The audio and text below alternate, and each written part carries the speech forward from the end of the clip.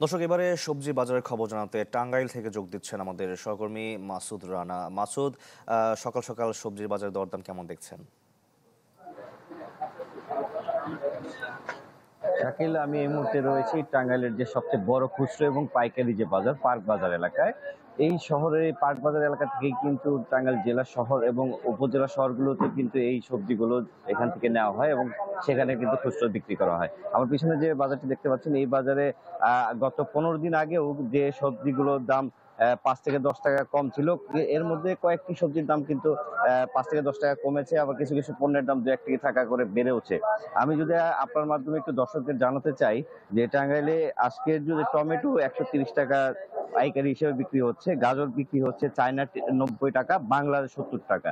এবং আমি এখানকার যারা ব্যবসায়ী রয়েছেন তাদের সাথে কথা বলেছি, তারা আমাকে জানিয়েছেন যে চায়না যে গাজর রয়েছে সেটির দাম কিছুটা কমলেও দেশি গাজর রয়েছে, দেশি গাজরের দাম 3 থেকে 4 টাকা বৃদ্ধি পেয়েছে। এছাড়াও পটলের দাম কিছুটা বৃদ্ধি পেয়েছে। গত 15 দিন আগেও যেখানে 50 টাকা বিক্রি হতো, সেটি এখন 70 থেকে 75 টাকা বিক্রি হচ্ছে। এবং লাউ যেটি প্রতি পিস বিক্রি করেছেন 15 দিন আগে 70 থেকে 80 টাকা, সেটি এখন 90 থেকে 100 টাকা বিক্রি করছেন। এছাড়াও বেগুন গত কয়েকদিনের তুলনায় এখন বর্তমানে 60 টাকা বিক্রি হলেও কিন্তু এটি 15 দিন আগে 40 টাকায় বিক্রি হয়েছে। এছাড়াও অন্যান্য যে আলু, পটল সহ অন্যান্য যে শসাগুলোর দাম রয়েছে, এগুলো কিন্তু 15 দিন আগে যে দাম ছিল এখন বর্তমানে সে একই দামই রয়েছে বলে জানিয়েছেন এখানকার যে বাজার ব্যবসায়ী রয়েছেন এবং ক্রেতা রয়েছেন, তাদের কাছে আমি কথা বলেছি।